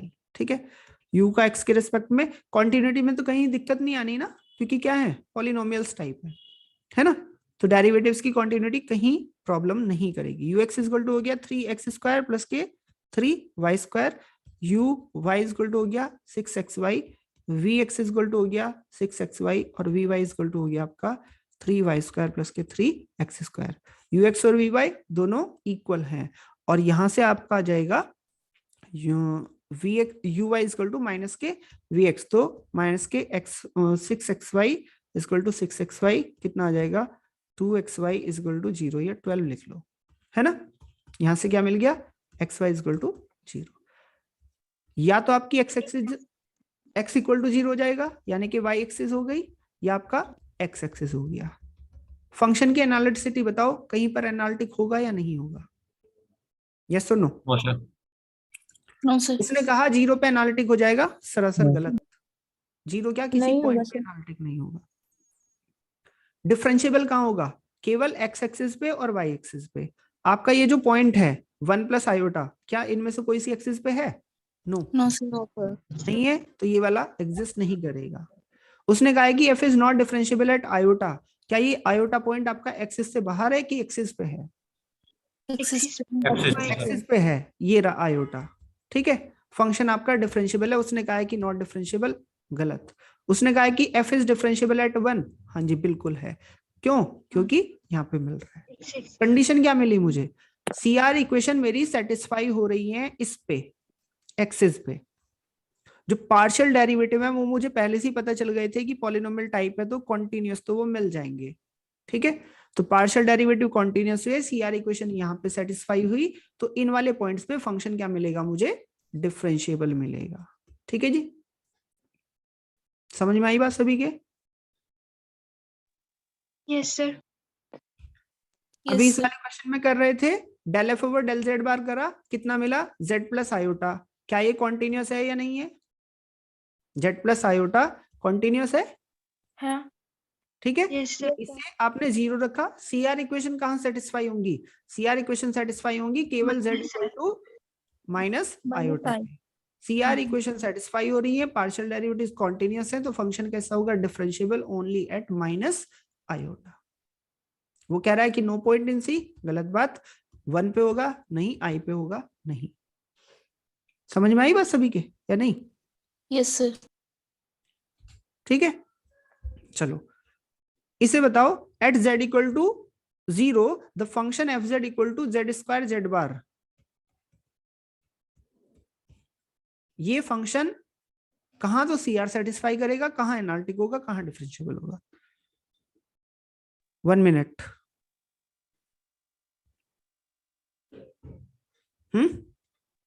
0 पे CR equation satisfy del F over del Z आपने करा जेड स्क्वायर, इसे रखा 0, तो आपको मिल गया यहां से z इक्वल टू 0।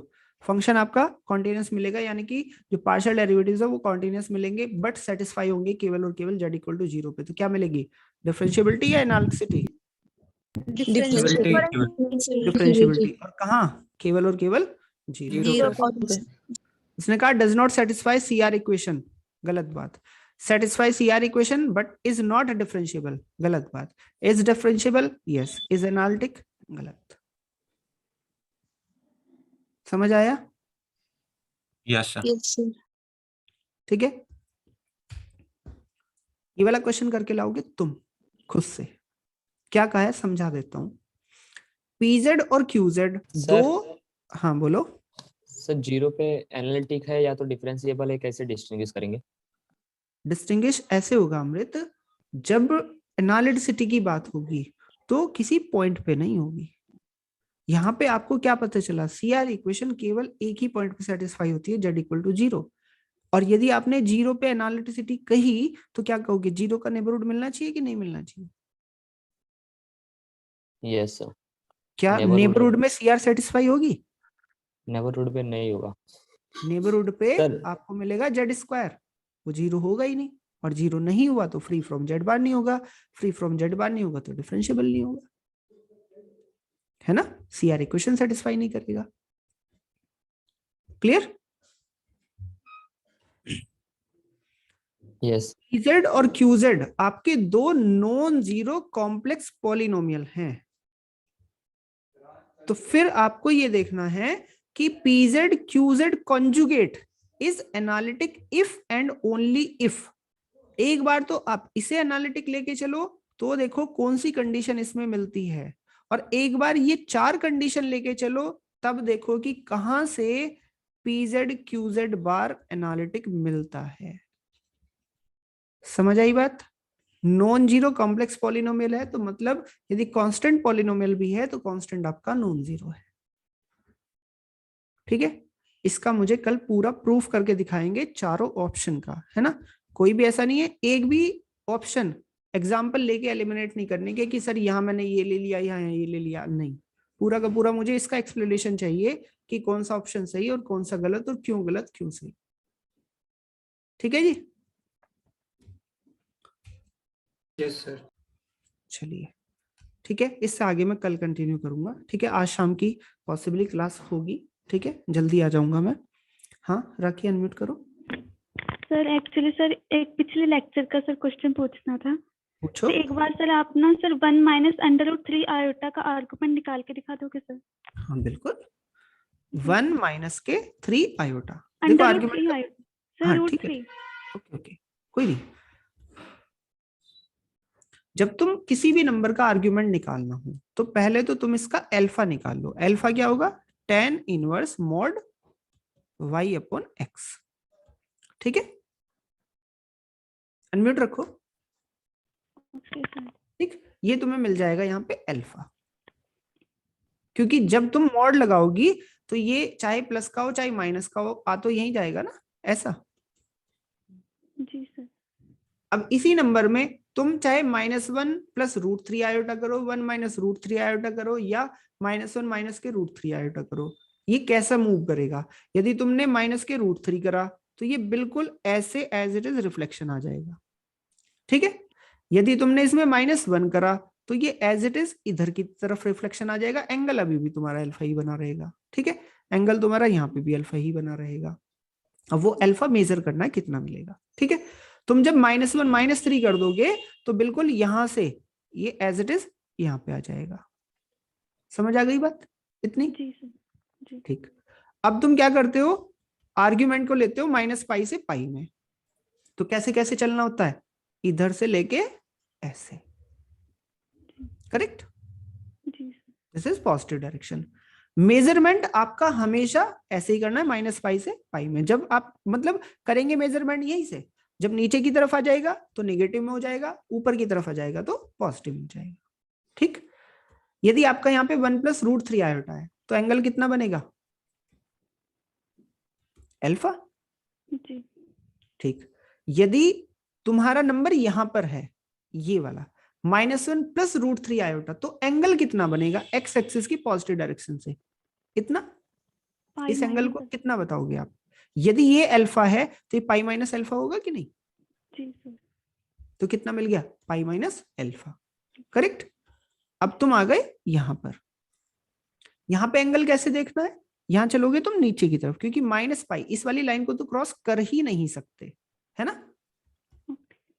सही बात है कि नहीं है? जी सर। ऐसा मतलब यहां तक जा सकते थे। यदि आपको नीचे जाना है तो आप इधर अपोजिट डायरेक्शन में जाओ। यदि आपका नंबर 1 माइनस के √3 आयोटा हुआ तो एंगल कितना मिलेगा? अल्फा, बट डायरेक्शन कौन सी हो गई? नेगेटिव। तो कितना कहोगे? Minus alpha. यदि आपको यहां पर है नंबर तो एंगल कितना मिलेगा? एंगल मिलेगा ये वाला। ये टोटल एंगल कितना है? Total pi -π। माइनस। उसमें से क्या माइनस कर दिया आपने, अल्फा। अल्फा। ठीक है, एक मिनट, हाँ आपका था पाई, है ना, ये पूरा का पूरा कितना है पाई, पाई में से कितना माइनस कर दिया अल्फा, और ये नीचे की तरफ कैसा हुआ नेगेटिव, तो कितना गया माइनस पाई प्लस अल्फा। अब याद रहेगा? जी सर। अब कोई भी नंबर लोगे तो सर इसका -π/3 आएगा ना सर? हाँ, इसका आएगा यहाँ पे माइनस के अल्फा आएगा। बट सर मैंने कहीं देखा था तो सर वो 330 डिग्री एंगल दे रहा है सर, आर्गुमेंट ले रहा है सर। सुनो, आर्ग्यूमेंट डिफाइन करने के अलग अलग तरीके होते हैं। यदि आप आर्ग्यूमेंट डिफाइन कर रहे हो ऐसे 0 से लेके 2 पाई, तो आप अब की बार जब यहाँ पे एंगल लेंगे, ये वाला जो बनेगा यहाँ पे ऐसे, ये कितना हो जाएगा, ये हो गया यहाँ तक पाई, और ये वाला एंगल अल्फा, तो पाई प्लस अल्फा। ठीक है, यहाँ पे जो नंबर आएगा अब की बार कितना मिलेगा, 360 माइनस अल्फा। हाँ, 2 पाई माइनस। ठीक है, तो ये डिपेंड करता है कि आप आर्ग्यूमेंट लेके कैसे चल रहे हैं। आर्ग्यूमेंट ये है प्रिंसिपल वाला, तो मैं जब भी आपको आंसर दूंगा मैं इसी के थ्रू दूंगा।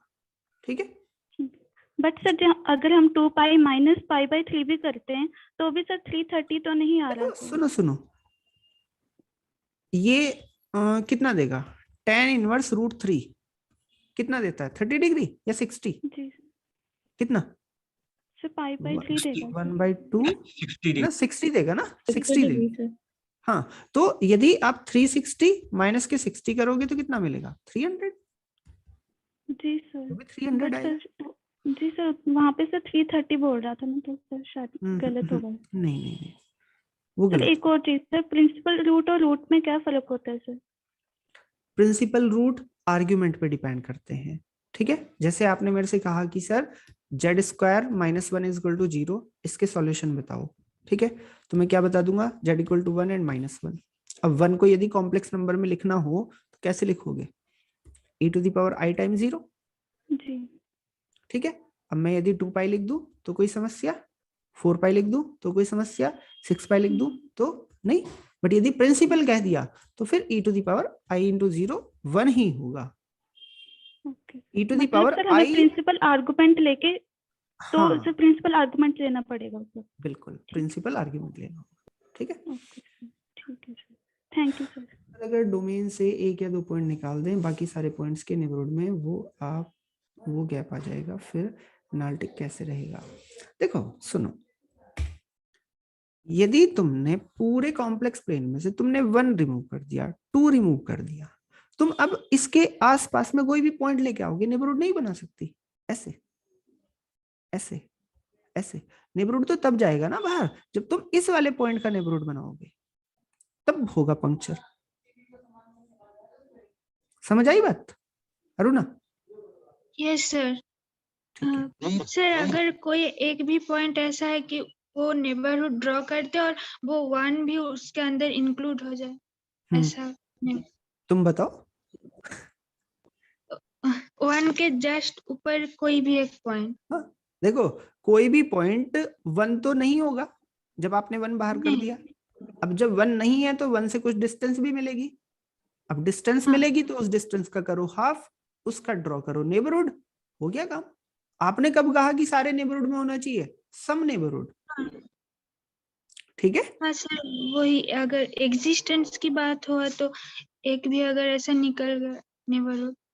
अरे नहीं, एक हमें ये नहीं देखना कि किस नेबरहुड में फेल हो रहा है, जिस नेबरहुड में फेल हो रहा है उसे तो बाहर रखना है हमें। मैंने तुम्हें फंक्शन दिया 1/z, मैंने पूछा एनालिटिक है या नहीं है, तुमने कहा सर ये 0। मैंने पूछा पॉइंट 1 पे एनालिटिक है या नहीं है, तुमने कहा सर पॉइंट 1 ये रहा। अब तुमने कहा सर मैंने तो ये रहा नेबरहुड इतना बड़ा, इसमें एनालिटिक है नहीं है, डिफरेंशिएबल है नहीं है। बट मैंने कब कहा कि इतना बड़ा ही लेना है, मैंने कहा कि आप ऐसा नेबरहुड बताओ, क्या कोई ऐसा मिलेगा जिसमें ये एनालिटिक हो जाए, जिसमें ये डिफरेंशिएबल हो जाए। मिल गया, मैं कहूंगा एनालिटिक है। ठीक है, कल हम बात करेंगे ऐसे फंक्शंस पे भी, जैसे एक फंक्शन आएगा 1/sin 1/z। इस फंक्शन की हम बात करेंगे 0 पे एनालिटिसिटी की, 0 पे डिफरेंशिएबिलिटी की। ठीक है, क्या 0 पे डिफरेंशिएबल हो सकता है या नहीं हो सकता? Sir hello. जी सर। बोलो सर, ओपन और क्लोज सेट में क्या अंतर है सर? ओपन सेट कभी भी बाउंड्री पॉइंट नहीं रखेगा और क्लोज सेट कभी भी बाउंड्री पॉइंट नहीं छोड़ेगा। किसी सेट के अंदर एक भी बाउंड्री पॉइंट आ गया तो वो कभी ओपन नहीं हो सकता, और किसी भी सेट ने एक भी बाउंड्री पॉइंट छोड़ दिया वो कभी क्लोज नहीं हो सकता। एग्जांपल सर एक एग्जांपल बनाना तुम, मॉड जेड लेस देन 1, ठीक है, यूनियन 1, ये सेट कभी ओपन नहीं हो सकता। 1 is a boundary point and this is included in the set, ठीक है। ये सेट कभी क्लोज नहीं हो सकता क्योंकि -1 is also boundary point but it is not in the set, ठीक है। यस हिमांशी, अनम्यूट करो। सर जैसे हम ऑर्डरिंग की बात करते हैं कॉम्प्लेक्स नंबर्स में, जैसे 2 + 3 आयोटा और 3 + 4 आयोटा, तो जैसे 2 इज लेस देन 3 और 3 इज लेस देन 4 है, तो सर कौन सी प्रॉपर्टी यहाँ पे फेल होती है जिससे हम ऐसे कहते हैं कि ऑर्डरिंग नहीं कर सकते? ऑर्डरिंग हम इसलिए नहीं कर सकते, जैसे ऑर्डरिंग का मतलब क्या है कि आप ये बताओ कि कौन सा नंबर आगे कौन सा पीछे, कौन सा पहले कौन सा बाद में, है ना। यदि तुमने ये कहा 1 + 2 आयोटा और 2 + आयोटा, इनमें किसको बताओगे कि कौन आगे कौन पीछे?